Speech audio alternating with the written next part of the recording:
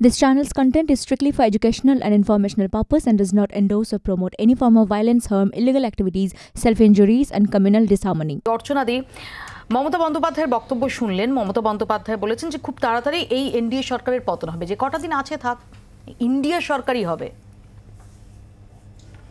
দেখুন, উনি অনেক কিছুই বলতে পারেন এবং বলে থাকেন এবং আমরা অভ্যস্ত যে উনি কি বলেন, কখন বলেন, কতটা রাখেন, কতটা ফলে, কতটা উনি আবার ঘুরে যান, এগুলোর কোনো মূল্য নেই। ব্যাপারটা হচ্ছে যে দেখুন, একক সংখ্যাগরিষ্ঠ দল এবং আমাদের যে স্ট্রং এনডিএ শরিক, এরপরে নিয়ে আশা করুন, কল্পনা করুন, তিনি নিজের কথা ভাবুন।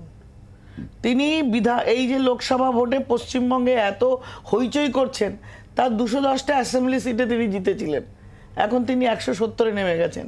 বিজেপি আমরা 70 ছিলাম, আমরা 100 ক্রস করে সিট পেয়েছি এইবারের ভোটে অ্যাসেম্বলি ওয়াইজ।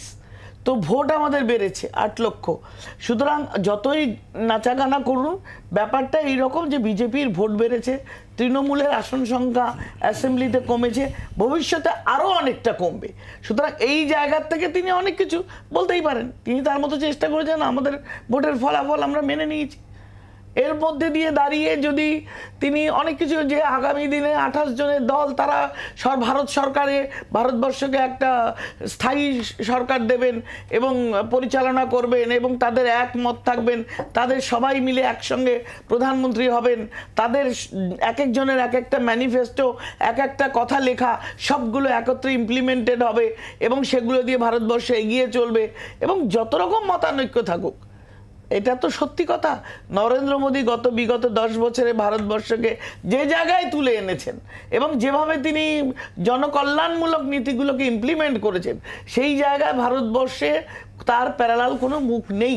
আমি শক্তিবাবুর কাছে আসি। শক্তিবাবু, আপনারাও কি মনে করেন যে এই এনডিএ সরকারের স্থায়িত্ব সেটা বেশি দিন নয়? অবশ্যই এই এনডিএ সরকারের স্থায়িত্ব বেশি দিন হতে পারে না, কারণ এতদিন যে চেয়ারে উনি বসেছিলেন, উনি সবাইকে অর্ডার করতেন, হুইপ করতেন।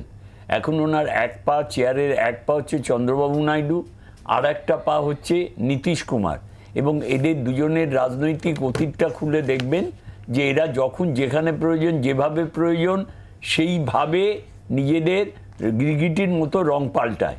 যে কথা বলা হচ্ছে না, নরেন্দ্র মোদীর প্যারালাল মুখ নেই। এতদিন বলা হতো ইসবার মোদী সরকার, এখন বলছে এনডিএ সরকার। বলতো ইসবার 400 পার, এখন বলছে যে আমরা সম্মিলিতভাবে করেছি। আর 28টা দল, আরে আমরা আগেও দেখিয়েছি, ইউপিএ গভর্নমেন্ট 10 বছর আমরা চালিয়েছি। ভারতবর্ষে স্বাধীনতার পর থেকে আজ পর্যন্ত, মানে 47 সাল থেকে মাঝখানে 2.5 বছর বাদ দিয়ে রাজীব গান্ধী মৃত্যু পর্যন্ত, তারপরে পিভি নরসিমহা রাও, তারপরে ডক্টর মনমোহন সিং, আমরা 50-55 বছর বা 60 বছর সরকার চালিয়েছি। আমরা কটা প্রধানমন্ত্রী দিয়েছি? আমরা প্রধানমন্ত্রী দিয়েছি 6টা।